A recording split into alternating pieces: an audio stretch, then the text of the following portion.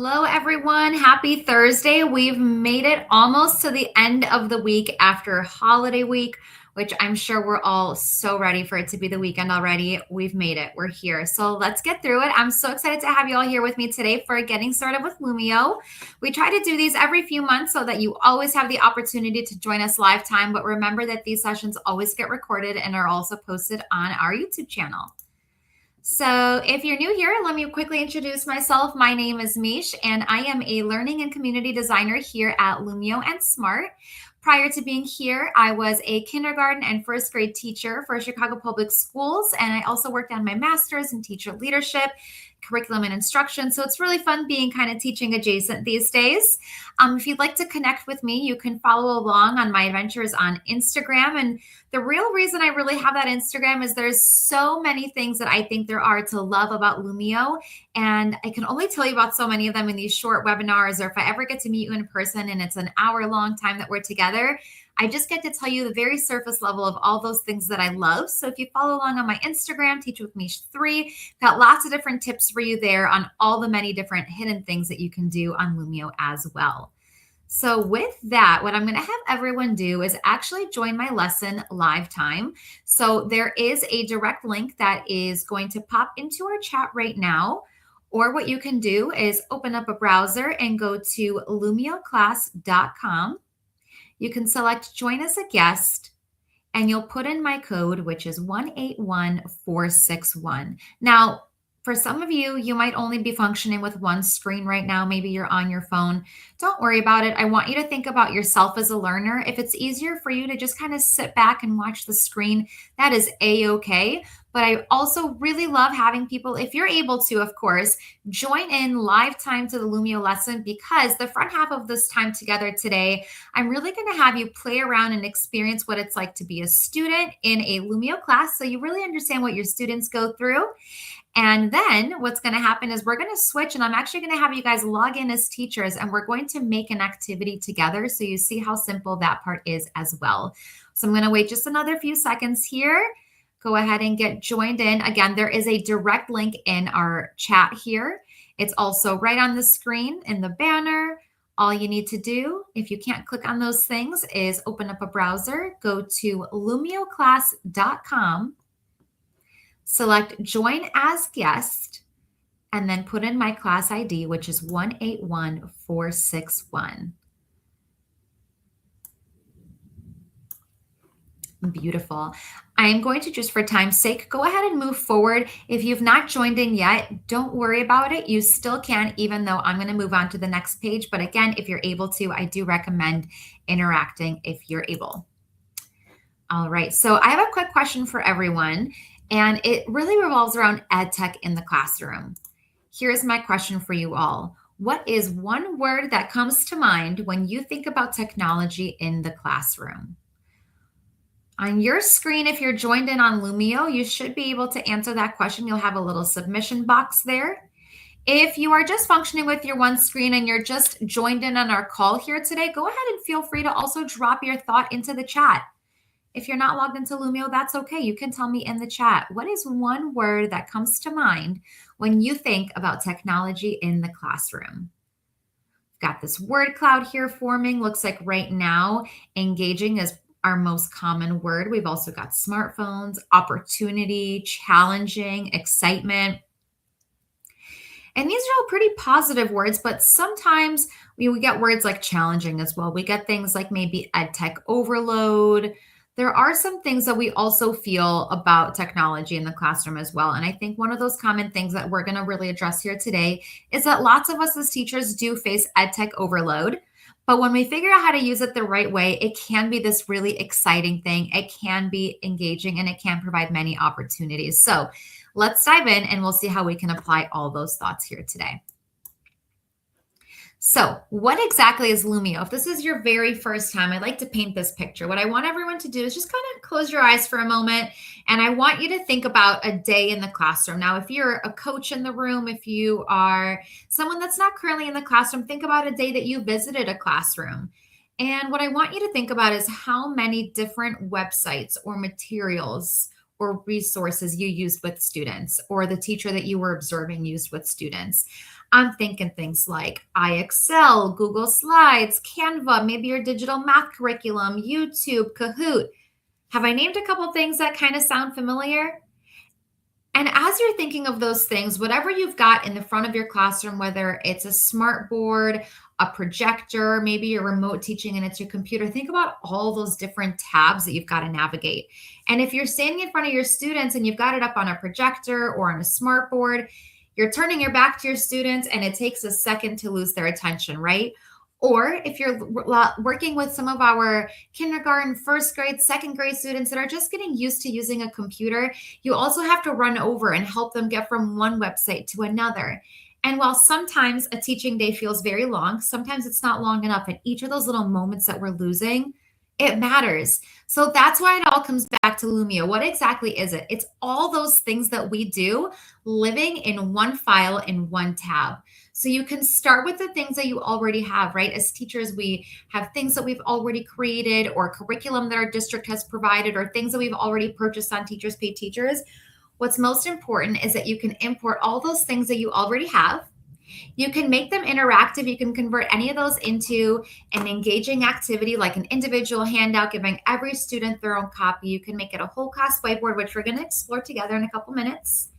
You can bring in YouTube videos, making them ad-free if they're living in Lumio. We've got game templates, ready-made resources, and so many more things that keep both you and your students in one tab. Now, before I move on, as I say your students also in one tab, there's something really important that I want you to know about Lumio, is that it does not exclusively only have to be used if your students have one-to-one devices. Meaning, like right now, for those 7 of you that are logged into my lesson, you might be a student and you might have your own Chromebook or iPad, and that's one really great way to use Lumio because it actually collects all the student work. But I want you to know that if you don't have one-to-one devices, or if you're in a kindergarten classroom, for example, and your students aren't yet ready to be on their own devices, Lumio can also be used as a whole group activity. So if you've got a smart board or a projector or anything like that, get your students up, get them up to the front of the room, and all these things can also be done as whole group. So before we dive into a really quick student example, I want to talk about why Lumio and then bring all these things together. And then you guys are going to interact in a quick student example, and then we'll build an activity together. So why are we doing this? Well, we have all these great things that we do for instructional purposes. We have all of our curriculum, and those things all serve a purpose. But our goal in delivering all of that instruction is we want to make sure that we're engaging our students and giving them experiences to really reach their fullest potential. And so we do that by drawing on their prior knowledge and using Lumio to really amplify those teaching practices to create that environment. And all that comes together as we really enhance our classroom instruction using all the different tools that we're going to explore together today. So before we dive into that student example, really quick, I like to show this little map, this menu that I made. A moment ago, I said you might use websites like YouTube, Kahoot, iExcel, your digital math curriculum, and there's a reason that you're going to all of those different platforms, right? They fit into the 4 E's of an effective lesson. You engage your students in a new lesson concept, then you help them to explore it. Maybe if you're teaching math, you give them some manipulatives to help explore it. Then you help them to elaborate on it by working on a whole class activity. And we always end with an evaluation to give us insight as to where our students are and help us reflect on our teaching practices. So it's a little graphic organizer here that I made for you to understand that wherever you are in planning your lesson, these are different activities that you can pull on in Lumio to keep you right in that one tab. So let's do a quick little activity and then we're going to build. So since Thanksgiving was just last week for those of us in the US, I know we've got folks all over the world as well, but something that we always like to think about, and I think this applies to so many different grade levels, is want versus need. So I pulled on this activity because I thought we've all probably participated in something like this at some point, no matter what grade you teach, no matter what subject. And what I've done for my students here is I have this graphic organizer and I have some instructional supports on the page if they need help reading it, or maybe they don't remember what a word is. And then what I'm going to do is actually go to my top left corner here and convert this into a whole class whiteboard. So if any of you ever used Jamboard before it got discontinued, this is kind of like our Jamboard-esque activity. And so as I convert that into a whole class whiteboard, you'll see these tools pop up on the left side of your screen. You can grab the pencil if you'd like to write. You can click on the button that has the heart and the plus sign. We call that the gallery. You've got some stickers you can use. You've got your safe search if you'd like to bring in an image. If typing is something that you struggle with, you can also record yourself. You can click on the A and then click on the screen to type. And let's take a second. I would love for everyone to tell me what's something that you want, what's something that you need. Feel free to get a little silly here. I want us to have fun while we're doing it. So I would love for you to think about something that you want and something that you need. So you might click on here, might go to an image, and I might say, I really want a piece of cake. Who doesn't want cake? I like this one. Oh, there we go. That's a little cupcake for the holidays. I'm going to bring that over here. So as you guys are interacting with my page here, one thing that I really love about doing a whole class whiteboard is that there's so many different ways for us to participate. I noticed a few of you were typing. I brought in an image. Some of you brought in a couple of those stickers. And when I think about my students, I want to make sure that they all have different ways to participate, right? We all have different ways to showcase our understanding, and sometimes raising our hand. Whoever put a new Louis Vuitton luggage, me too, friend, is that raising their hand isn't for everyone. And so this gives everyone the ability to participate. And what's really neat is, let's say I was your teacher and I wanted you guys now to pay attention to me. In the top left corner of my screen, if you take a look back at our call, if you're navigating between two different tabs with me here today, I'm actually going to toggle off everyone can edit. And so now you'll notice on your screen, you can look, but you can't touch. And what's really fun is what I can also do is take some accountability of my student work. Maybe I'm like, hey, a nap is a really good answer, and I'd like to give that person a shout out.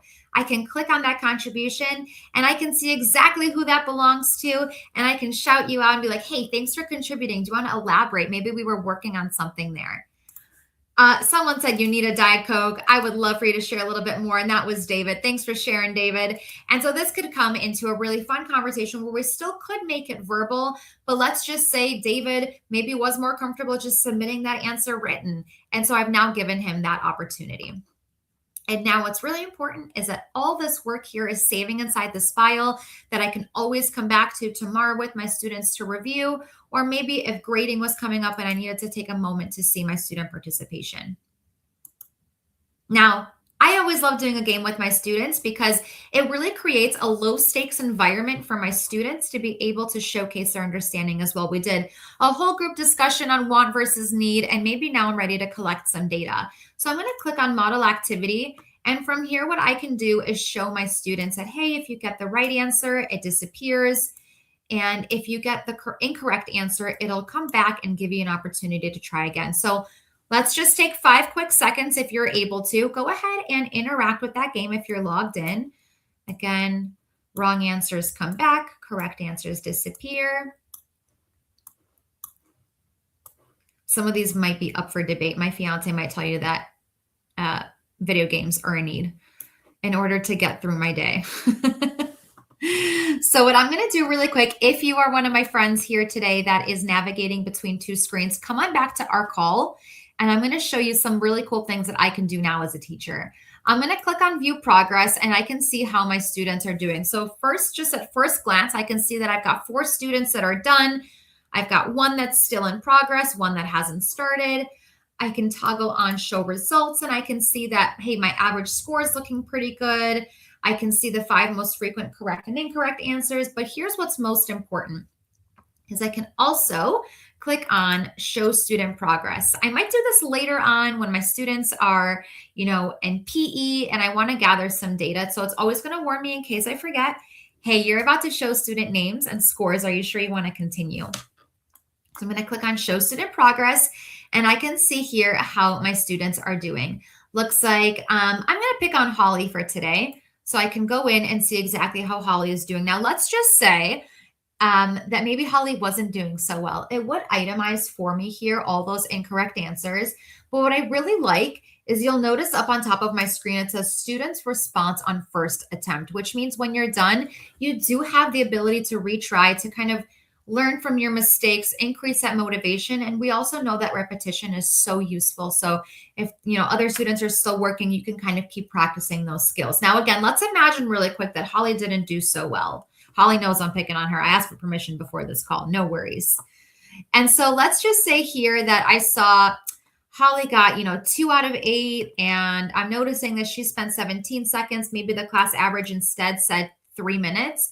So maybe for me as a teacher, I'm reflecting, Holly was rushing. Why was Holly rushing? Does she not know what she's doing? Maybe I need to go reiterate those instructions to her. Maybe she's just having a case of the sillies and I need to redirect her attention. Lots of different things can happen. Or perhaps I'm noticing that all of my students are getting a lower score. That's a reflection moment for me as a teacher. Hey, we weren't ready for this game. I need to reteach. And I can do that right in the moment. This feedback is instant, which is so beneficial. Last but not least, if I drop down Holly, I can click on all of my students here, but I also get the ability to export my results in the top right corner.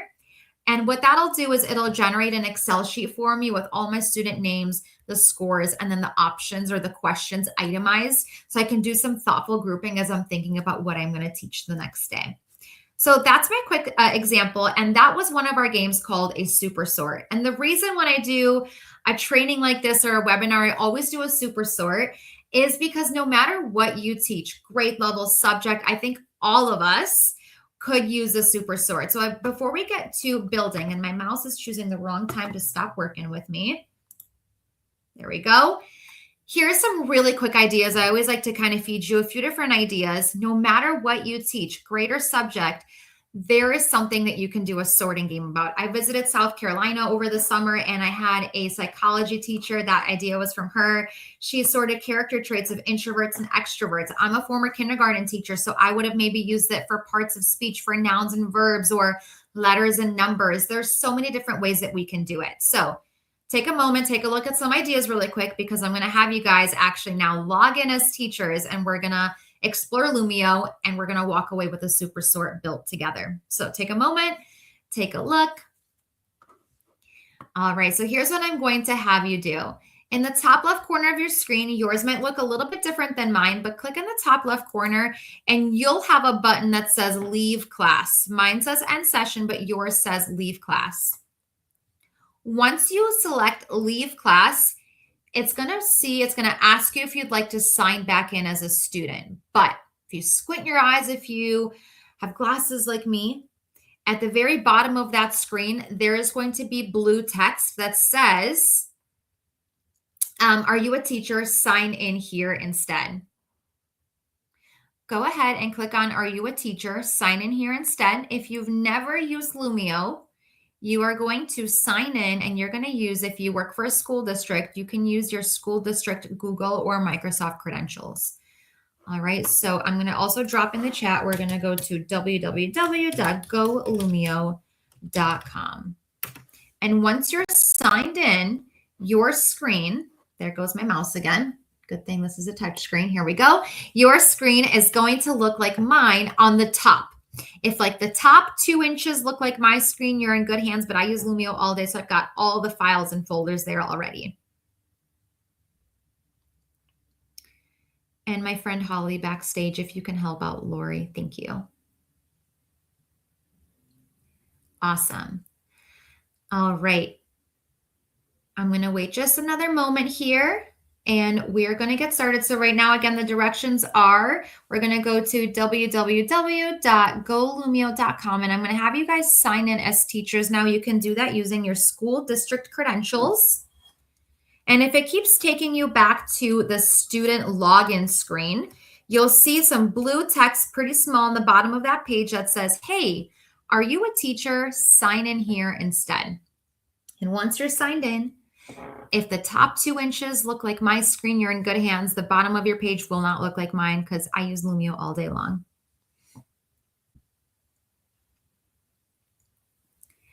All right, so I'm going to go ahead and get started. We're going to do just a couple of housekeeping things that I always like to tell people about, and then we're going to get to building. All right, so, oh my goodness, there goes my mouse. Here we go. All right, it's the end of the day. My mouse is also ready for the weekend. In the top right corner here, there's a couple things that you can do. So I'm going to click on Edit Class. And here you'll see that if you'd like to, you can rename your class, and that you'll see on the top left for me, it says Teach with Mish 3. You might go ahead and put what your students call you there. You can also turn on, we didn't show Immersive Reader today, but that's a really, really great reading support tool for your students. It's a Microsoft tool embedded into Lumio. You can go ahead and click on there and turn it on. Just a couple other things I'm going to show you before we get to building is right here, you've got your class ID. So remember that when you guys joined my class, mine was 181461. That code is unique to me, not to a specific lesson, but to me. So anytime your students join you in a lesson, that code that you see now on your screen is the one that they're going to use to sign in as well. And if you click on there, there is a few different things you can do. So you do get your direct join link. So if you guys use Google Classroom, you can go ahead and post that in there and pin it. That's going to take them directly to your live lesson. If your students use iPads, you can also use this QR code. You can just print it, put it in your wall, in your classroom somewhere. If you go over to the next tab, there's a button that says guest access. If you are a classroom teacher, I highly recommend go ahead and turn that guest access off if you can, and I'll tell you why. This way, your students are going to actually log into Lumio as well using their school district credentials, and then it's going to populate their name from their email. Or else, if you've got guest access on, you're going to have a student that comes in and they're going to name themselves Taylor Swift. And the students are going to think that's really funny and that's distracting. And B, you as the teacher are not going to know who that amazing work belongs to. So if you turn off guest access, it's just going to force anyone that joins your lesson to go ahead and actually sign in versus just kind of joining as a guest and picking their own name. And if you ever need to, you do also have the ability to reset your class ID. With that, let's go ahead and take a look at what you can do in Lumio. So what I'm going to do now is bounce over to the top left corner of my screen where I've got a button that says new. I'm going to quickly pause here. And I'm going to remind everyone that I want you to think about yourself as a learner. If you feel like you have only one screen right now and you're toggling between our webinar and also playing in Lumio and that's overwhelming, go ahead and just watch. Remember that this is also being recorded and it's going to be emailed to you. And you can interact with that recording later. Or if you feel like, hey, this is great, I feel like I can navigate between the call, the webinar, and my Lumio, please feel free to do that as well. I want you to think about yourself and what makes most sense for you. So top left corner, let's click on the button new. And this is kind of like your menu of all of the different things that you can do in Lumio. Now, we're not going to do this part today, but I always like to call out that in the top left corner, what you can do is click import resource. And this is where you can import anything that you've got in your computer. I personally have my Google Drive connected to my Lumio. So these are all the things that you can start with and then make them interactive. If you bring in like a Google Slides lesson, then you can bring in those interactive elements. For today, just because we're trying to keep this nice and timely, what I'm actually going to have everyone do is kind of in that middle row, all the way to the right, there is a button that says game-based activities. By the way, you'll also notice that in the top right corner of every one of these little tiles, there's a little play button.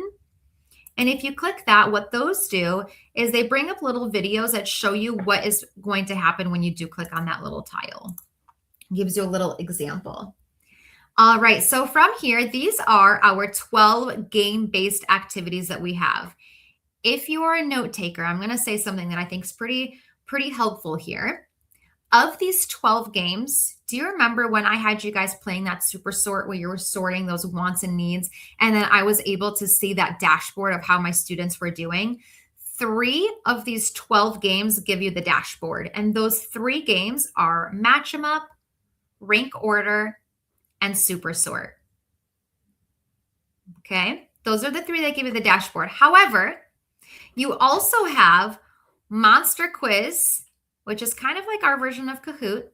Monster Quiz and Team Quiz, while they don't give you that individual dashboard, they do give you a button to export your results as well. So it'll still generate that Excel sheet for you, but you just don't get that individual dashboard right within there. Okay, so just some call outs that I'd like to make, but let's go ahead and everyone click on the Super Sort button. And this is how simple that template is. So I'm going to go ahead with my parts of speech lesson, and I'm going to have my students sort nouns and verbs. You're going to pick your 2 categories. And if you're building, I'd love for you to let me know in our chat here today. Let me know what you are making your super sort about. I would love for you guys to tell me. So I'm going to sort some nouns. So I'm going to do desk, house, pen. Let's do computer. And then for verbs, let's do learn, talk, play, and jump. Let me know in the chat, what are you guys making your super sort about?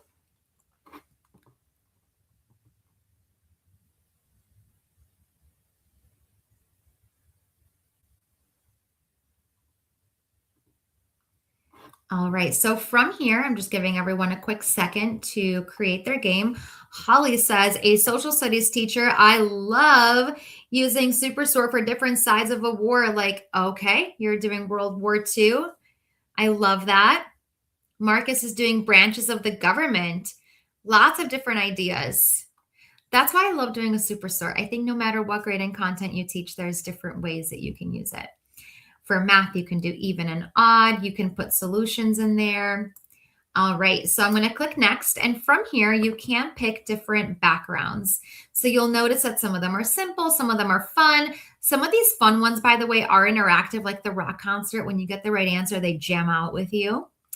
I always like to use a custom background. Maybe I like to make it relevant. So maybe Holly can put up a picture of World War II behind hers to make it relevant. Or for some of my special ed kiddos, I had a student in my classroom that was really motivated by Toy Story. So for them, I tried to make all of my activities Toy Story themed. It made them so much more excited to learn. So different ways you can do that. I'm going to just click Firefly here and click Finish. And then it just takes a quick second and my game is now built. There it is. So from here, if I wanted to, I've got some options. I can go ahead and rename it. I might name it nouns versus verbs. I also can add some instructional audio for my students. In the top right corner, there's a little icon of a person talking. So I might remind them a noun is a person, place, or a thing, and a verb is an action word. And then my students will have that floating right there for them. From here, you'll notice in the bottom left corner, I have this blue plus button. So I have that same menu. So I can now continue to build onto this lesson if I needed to.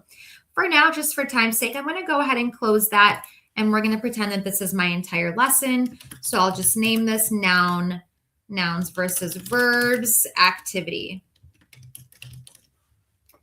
And I'll click finish editing. And I've now created this activity for my students. Once you are done creating your activity, it's quite simple to go ahead and deliver it. So if you roll your mouse over it, you'll notice you've got some options. I'm going to go ahead and click Start New. If you used Lumio before and you haven't used it yet this school year, there was a really big update that we got that is super exciting. What you'll notice now, if I click Start New, what's going to happen is it's actually going to generate a new session for me. Meaning the file that I just created in my library is going to stay clean. I just created a copy of it. And so now I might name this, maybe I'm a high school teacher and I'll name this First Period Freshman Unit 1 Lesson. My students can go ahead and join in. And now all the work that's going to happen, you'll see now if I go to end my session, at the top of my screen, I've now jumped over to class sessions. And all that work is going to save right here for me. So now later on during my prep period, I can go in and review that work. Or I can go ahead if my students come back to me tomorrow and I can now start that lesson from here. Or if now I had a couple students that were absent or I wanted to finish the rest of that activity for homework, I can also click right here where it says share assignment. And this is going to generate for me an asynchronous link for my students to access. And all the work is going to continue to pile into this existing file. And everything that's here in my library stays clean that I can always go and grab again. One last thing I'm going to show you before we jump into all of our resources is at the top of your screen, you also have a button that says Lumio Library. I'm going to go ahead and click there. And this is kind of like your Teachers Pay Teachers, but it's totally free and the files are customizable. So you'll notice here lots of different categories. And it looks like here I find a lesson. This is a vocabulary match and sort template that I could use.